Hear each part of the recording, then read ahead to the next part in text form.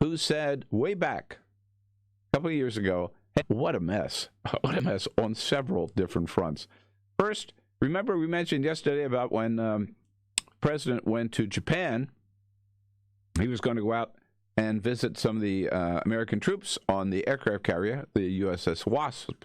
The White House aides were, it was reported by the Wall Street Journal, that the White House aides were afraid that Donald Trump might look across to a neighboring ship there and see the USS John S. McCain, named for former Senator John McCain, who passed away, of course, 10 months ago. And so the White House went to the Navy and said, we got to do something about this.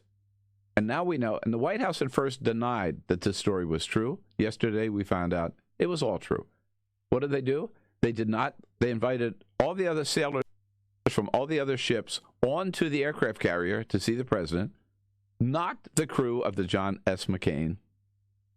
And they made, for a day, they put a tarp up over the name of the John S. McCain so that Trump could never see it. And then they decided that was not good enough, and they ordered them to move the ship out of sight so that Trump could never see it. Now, I'm willing to admit that probably Donald Trump himself never knew this was going on, but the fact that the White House staff did it says a lot about how petty Donald Trump is, and they knew that if he just saw the name John McCain, he would go into a tailspin, and he would have a little snit fit, right?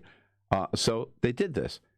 McCain, it is the way that you treat, like, a child. Yes. You know, like if they have their whoopee and you got to go somewhere where they can't have it, the last thing you let them do is see it. You know what I mean? Yeah. So if he had seen, they knew that if they had seen that name on Memorial Day, he would have stood up there and talked again about how he likes troops that don't get captured or whatever, you know? Yeah. So John McCain, that happened anyhow. Donald Trump yesterday, he was asked about it on the South Lawn. And it would be enough to say, I didn't know anything about it. No, he doesn't. He has to use the occasion to once again go out and try to smear the reputation of a man whom I knew well and whom I do consider a great American patriot. Yeah, I don't know what happened. I wasn't involved. I would not have done that. I was very angry with John McCain because he killed health care.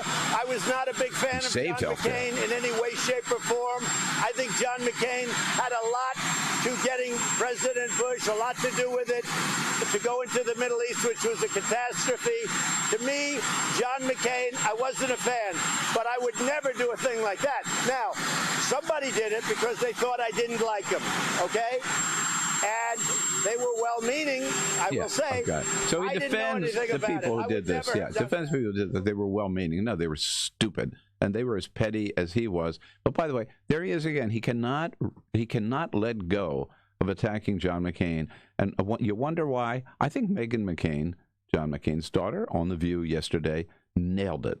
It's impossible to go through the grief process when my father, who's been dead 10 months, is constantly in the news cycle because the president is so obsessed with the fact that he's never going to be a great man like he was. That says it all. He knows he will never be able to walk in John McCain's shoes. Final note on that. It makes you wonder again, how can Lindsey Graham, who is John McCain's best friend, travel with him all over the world? How could Lindsey Graham